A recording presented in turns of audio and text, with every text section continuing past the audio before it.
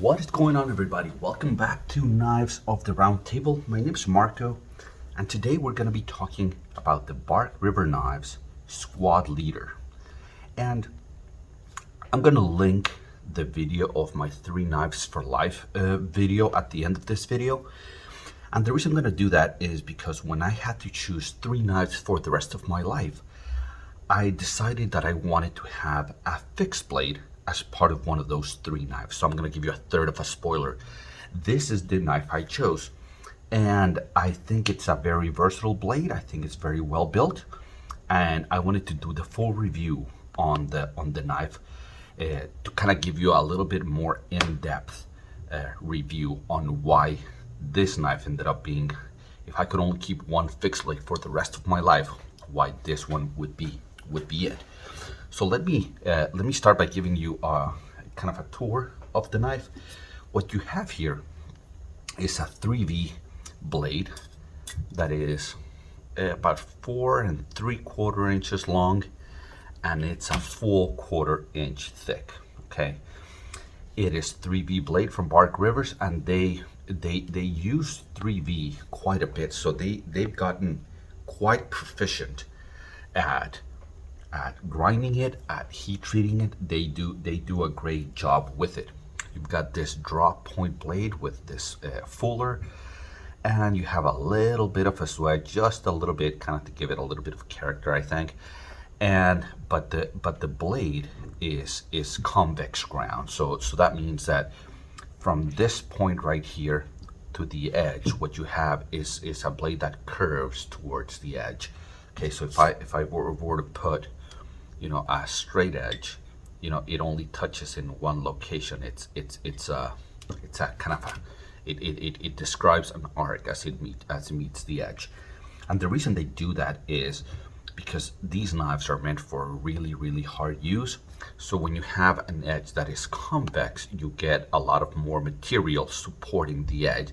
For example, if you take the opposite, right, a hollow grind, where the edge meets like so, there's very little material supporting the actual cutting edge, the bevel, right?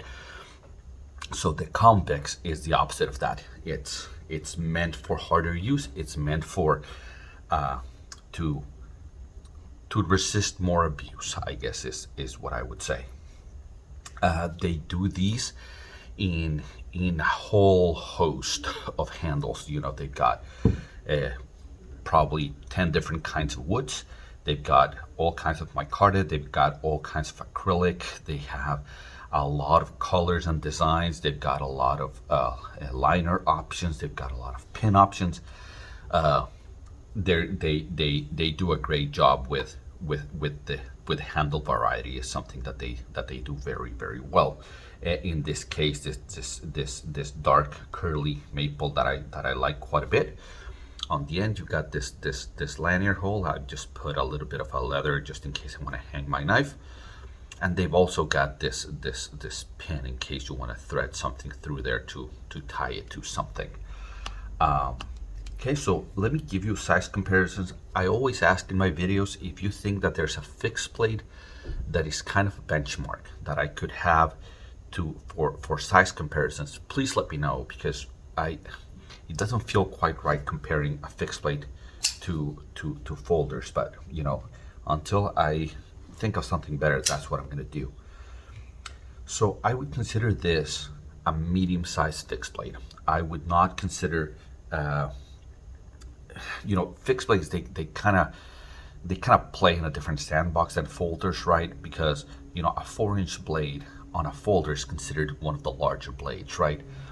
But really in fixed blades, a 4-inch blade, I think it's still considered as a really small blade.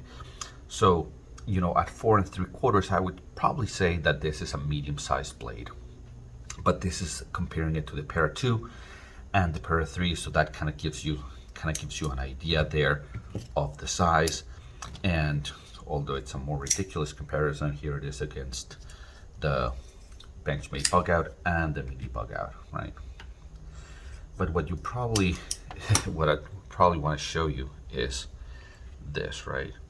So that's the thickness comparison of a bug out and the squad leader. Okay, So this blade is meant for a different use. Okay, these I've seen a lot of cold steel videos where, you know, with their locks, that very strong locks, but the reality is that there's no lock that is stronger than a full chunk of 1/4 inch. I'm sorry, my camera stopped there for a second, but there's no real lock that is stronger than a full 1/4 inch of 3V steel, right? There's just no way. No matter what you tell me about a lock, it will not be stronger than a full tank construction like this. So there's definitely a use and a place for fixed blades like this. So let me jump into the review and let's start with ergonomics. Bark River Knives does an excellent job in ergonomics, and it's because they shape this handle, you know, with this Coke bottle shape where they contour it like that. It swells on the palm and it gets thinner back here, thinner up here, and then they've got this contouring, and they just fill your hand so well, okay, and they just melt into your hands, and they feel so comfortable that even in the strong tasks that you're going to be doing with this knife, you know, because you're going to be holding this knife while you baton, right? You're going to be striking this, so it better be comfortable. And I think Bark River, out of most of my fixed blades, I think has the best ergonomics. They've really dialed into the shape of their handles, and it is just very, very comfortable. I've always said I wear large gloves, and this just fills my hand perfectly. You know, obviously depending on your size of hand, the ergonomics change. But I would say that this shape of a handle, it'd be very comfortable for most people. Now, and it does very well in a variety of different grips: saber grip, hammer grip, reverse grip. All of those are very, very comfortable in this knife. I think they do a really, really good job.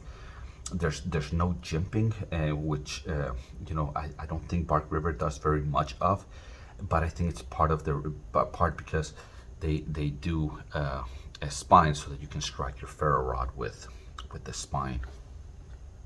So ergonomics are really, really good, you know, especially like I said, I have large hands, and I still, you know, there's enough room there to feel comfortable and adjust the knife to the right position.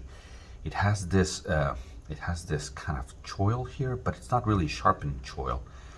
It's more of a location for your ferro rod. You can also strike it with this instead of the back of the knife. Traditionally, a lot of people do their ferro rods back here, but I think the intent is to do them here. The only problem is that it's so close to the wood that you can't really, that is harder to do, I guess is what I would say. So obviously there's no action for this knife, but instead of action, let me talk about what I did is I got a sheath made for it from Patriot Leather, and they do a really good job. They have really nice quality sheaths, and they have a huge variety. So you know, as far as action, it's, well, how do you deploy the knife, right? So this is how you just extract it from your sheath. I like that sheath a lot. I'll talk a little bit more about it here in a second. Now, when we speak about fit and finish on the Bark River knives, Bark River is really one of the top-notch fit and finish companies out there. The fit of the wood against the blade, the contouring that they do, all of this, usually convex grinds are ground by hand. They're usually not machine ground. So the quality control that they have to have an even bevel on both sides, you know, when somebody's doing it, it's really outstanding, especially because they have so many knife models that the people that they've got working for them have to be really masters at dialing this thing down. I think, you know, every detail that is done on this knife feels premium, feels strong, feels precise. I think they do a really, really good job with their fit and finish. As far as fixed blades, I would put them second to none. I think they do an outstanding job of their quality control and the quality of the knives they put out. On top of the fact that they use, most of the time, you use premium materials and and and very good handles, and they have a variety of things that you can do. So I don't think you can go wrong with a bark river knives. Now, cutting with this. So cutting, you have to get into the mindset that this is a hard use fixed blade. Okay, so for that is excellent, and let me tell you why. Because the convex grind on this, especially for batoning, so you've got a convex edge. So when you're batoning, right, you put your blade against the log, right, to split it. So at that point, the blade hits the edge of the wood.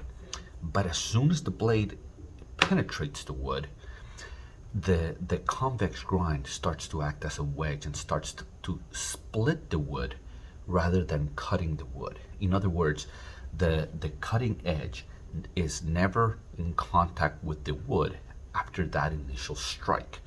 The wedge, the convex grind, starts to split the wood apart, and because it's so thick, it just, at some point, the wood just eventually splits completely. So that adds to the longevity of your edge, because you're not really cutting the wood, you're kind of splitting the wood against the side of the blade here. Obviously, these are not great slicers. They are not great slicers because, if you measure the thickness behind the edge, it becomes very thick very fast because it's a convex edge. So they're not, but that's not what they're meant to do. They're meant for chopping, splitting wood, harder use tasks. And for those tasks, if you use the tool for what it's intended to do, this is an excellent cutting tool. Obviously, you can do some foot prep. Obviously, you can cut through cardboard. It's not gonna be as easy to cut through cardboard with a blade that is this thick as if you go and get your pair two, right? And you slice through cardboard with this. That's not what this knife is intended to do. But I said in my 3 Knives for Life video that this is very versatile. It's kind of a jack of all trades and master of none. I think you can do a little bit of batoning, but only a piece of wood about, let's call it 3 or 4 inches, maybe, well, probably 3 inches, because you still need the tip to bang against with your baton. So you can do a little bit of batoning. You can do a little bit of chopping. Actually, it's a fairly decent chopper because it's such a heavy blade that you can get some momentum going. But it's not very big, so you can to chop through something that's a little bit bigger, it would take you a long time. So you can do finer tasks because it's not such a big blade. You have a lot more control here. This, it could act as a tiny little choil. Not really, but you could. So you could do some finer tasks. So I always prefer to carry in my bag when I go camping a larger knife and a smaller knife than this. But if I can only take one knife, or if I don't want to carry 2 knives, or if I, for whatever reason, I was limited to just one, this would probably be the one. Something that can work for a wide variety of things without, even if it's not great at any particular thing. I think it's just a good all-arounder. Now, airing of grievances, dislikes. Not a lot. I think Bark River does a great job. I hope, and Mike Stewart, if you can, look up Canon lens lineup. Okay, Canon has a picture of all their lenses going from the biggest to the smallest, and they have like this really nice picture of their lineup. And I hope that they would do that with Bark River knives. They have so many models. Just the Bravo version of the knife, right? The Bravo 1, the 1.25, the 1.5, the 2. It's so many knives, and it's hard to find a comparison between this knife and any of those knives, the North Country versions of the knife, the Persian, the Auroras, all of those, they have so many models, and it's hard to find a good place to compare all of those models. So just take out your black canvas micarta that is yours and just line them up and put a name on each one of them. I would really appreciate that, because it's hard to compare, you know, is this one well, how does this compare to a Bravo 1, to a 1.25, to a 1.5? You know, it's a little bit difficult to compare those kinds of knives. So it's probably not a grievance against this particular knife, but it's a grievance against the fact it's not a grievance. It's, you know, having a lot of variety is a good thing, but it's only a good thing if you can make a decision at the end of the day out of all of those.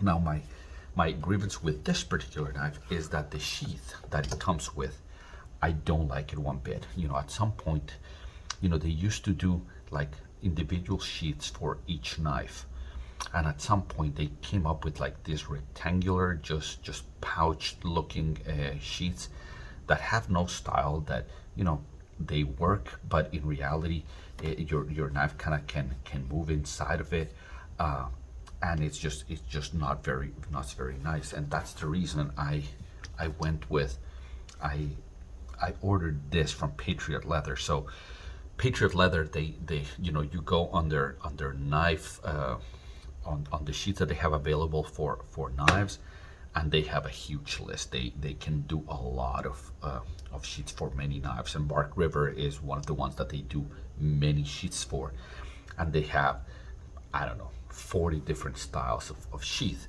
and this is the one that I went with. This is, you know, it's a little bit more stylized. I like this one quite a bit, and it has the option of just putting it on your belt as so, and you can remove the dangler from it, and then, or you can just dangle it from up here from the dangler if you want to do that. So you have the option of do it either way. So I think this is a much better sheath. And I'm kind of surprised, because the first Bravo 1 that I bought had a sheath kind of similar to this. Okay, it was a little bit, you know, more in the shape of a knife, and it had a clasp at the top. That is no longer the case with a lot of the newer Bark River knives. So I wish that they would go back. It seems like the Bravo 1, the 1.5, the Squad Leader, the North Country have such similar size that they kind of used a single sheath for all of them, but they lost something there. They're just not very attractive sheaths. They're very utilitarian, but I think they could do better. I think it's not a place where they should be kind of skimping, if you know, if that's the word. So guys, again, if this is the knife I chose if I had to just skip one fixed blade for the rest of my life, so I would highly recommend this knife. I generally prefer to have a larger knife and a smaller knife in my bag when I go camping and when I go out into the woods, but as a singular knife, as kind of a really good all-arounder, I would say that, you know, this one, it's a tiny bit bigger than the Bravo 1. So if you wanted a little bit of a smaller version, I think it's a 1/4 inch bigger, so not much. But this one or the Bravo 1, I think, are excellent choices for outdoor camping, all around good knives.